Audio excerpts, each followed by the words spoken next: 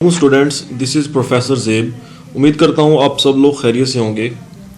आज का हमारा लेक्चर नंबर 3 है इलेक्ट्रिसिटी एंड मैग्नेटिज्म 2 का। आज के लेक्चर के अंदर हम स्टडी करेंगे मैग्नेटिक फील्ड एंड फोर्सेस के बारे में। What are the magnetic field and forces.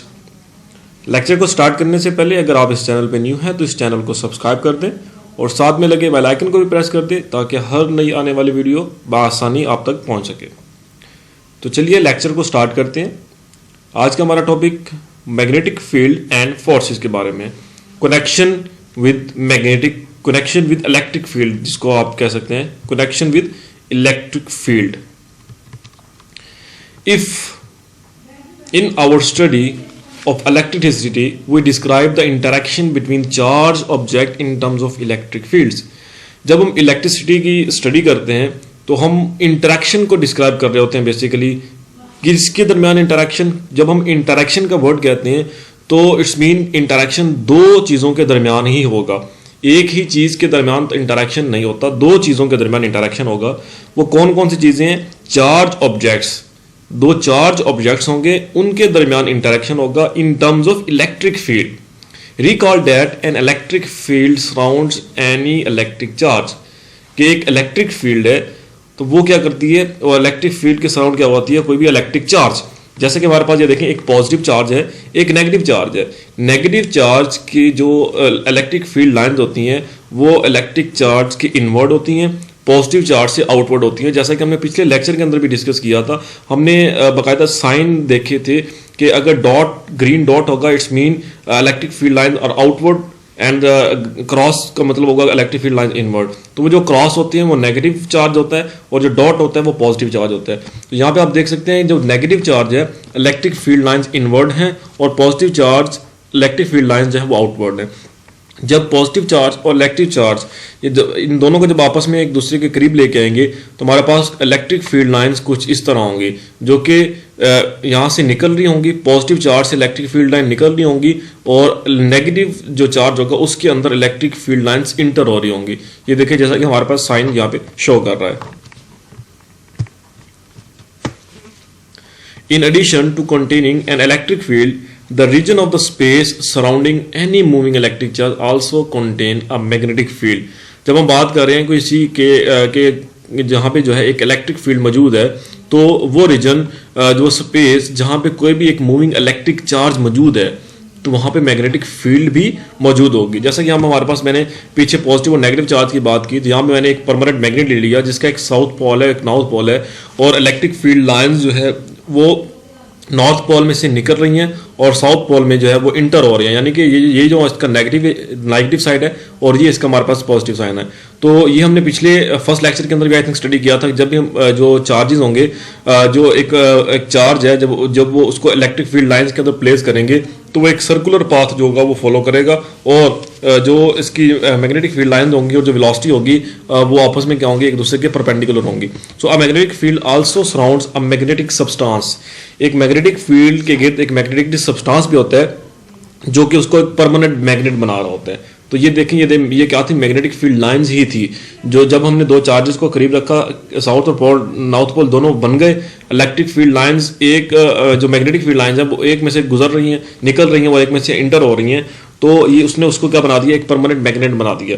ठीक है, एक साइड को उसने पॉजिटिव बना दिया और दूसरी साइड उसने क्या बना दी, नेगेटिव बना दी।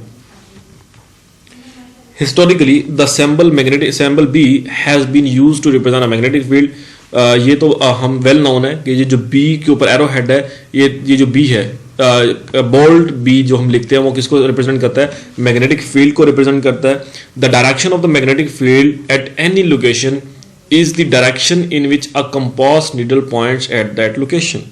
अगर हमने मैग्नेटिक फील्ड की डायरेक्शन की बात करें तो मैग्नेटिक फील्ड डायरेक्शन ये होगी कि किसी भी लोकेशन के ऊपर मैग्नेटिक फील्ड की डायरेक्शन वो होगी, वो उस डायरेक्शन में होगी जिस डायरेक्शन के अंदर कंपास की निडल होगी।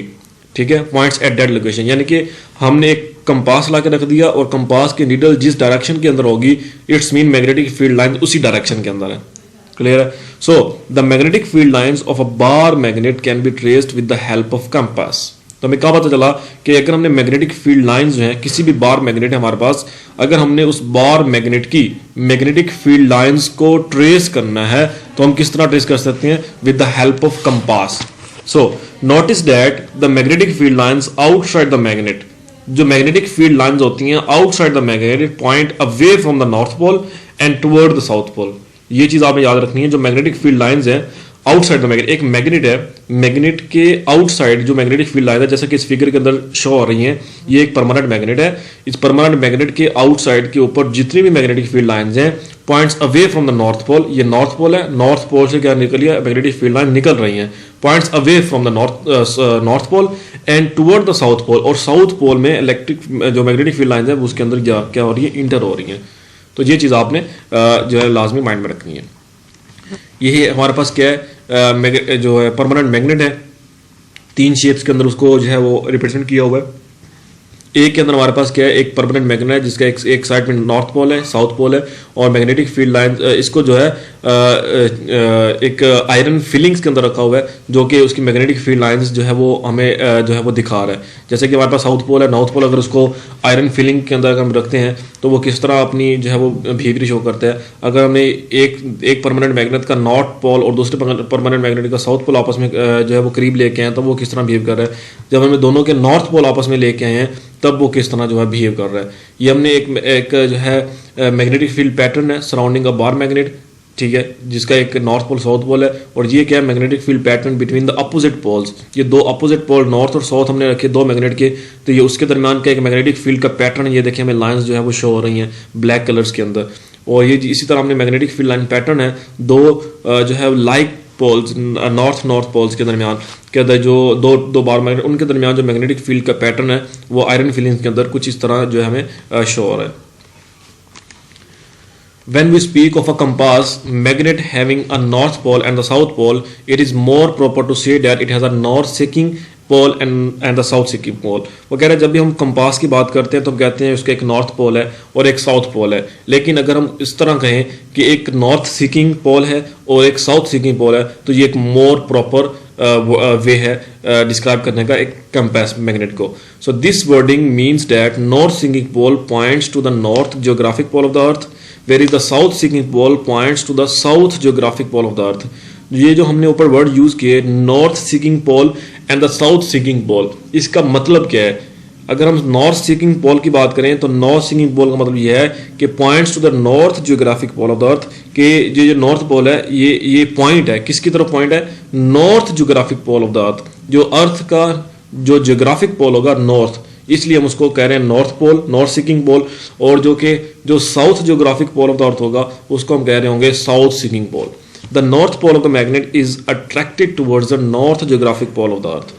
जो हमारे पास नॉर्थ पोल होगा मैग्नेट का, परमानेंट मैग्नेट का जो नॉर्थ पोल है वो अट्रैक्ट कर रहा होगा towards the north geographic pole of the earth, and the earth south magnetic pole is located near the north geographic pole.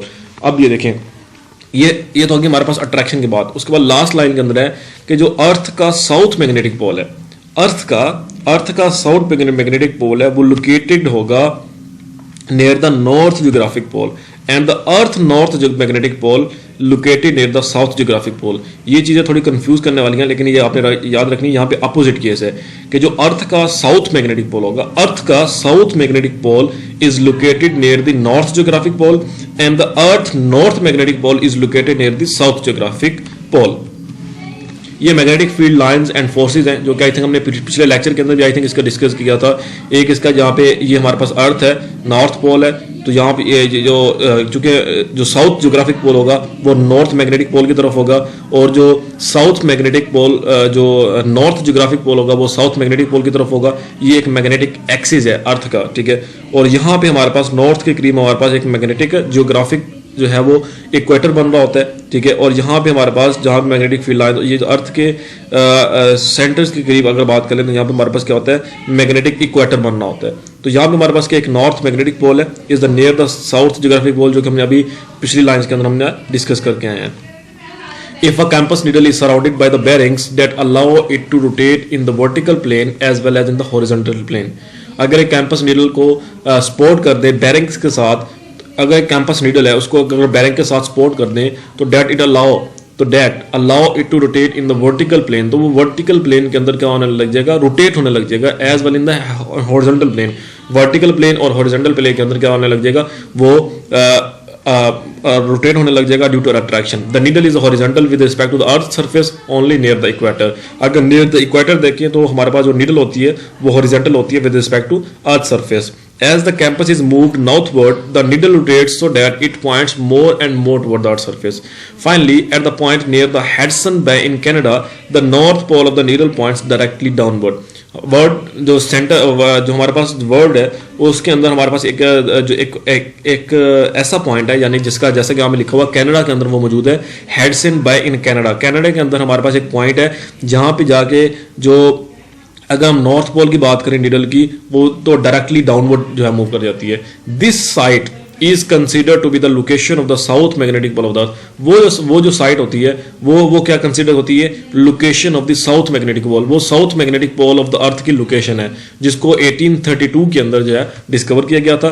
South magnetic pole of the earth is approximately 13 miles away from the north geographic pole of the earth. जो south magnetic pole है और जो north geographic pole of earth है, उन दोनों के दरमियान का जो डिस्टेंस है वो 1300 माइल्स है।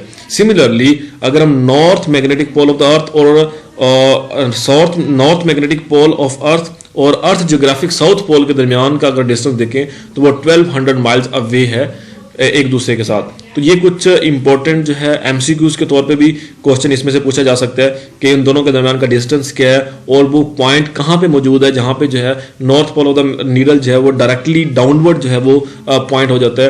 तो ये एक शॉर्ट क्वेश्चन के हवाले से भी और एमसीक्यूज के हवाले से भी बहुत अहम लेक्चर है। तो ये था हमारा आज का लेक्चर जिसके अंदर हमने मैग्नेटिक फील्ड लाइन और फोर्सेज को डिटेल से स्टडी किया। उम्मीद करता हूँ आपने अच्छे से मिलते हैं नेक्स्ट लेक्चर के अंदर। तब तक आप सब लोग अपने ख्याल रखिएगा। खुदा हाफिज़।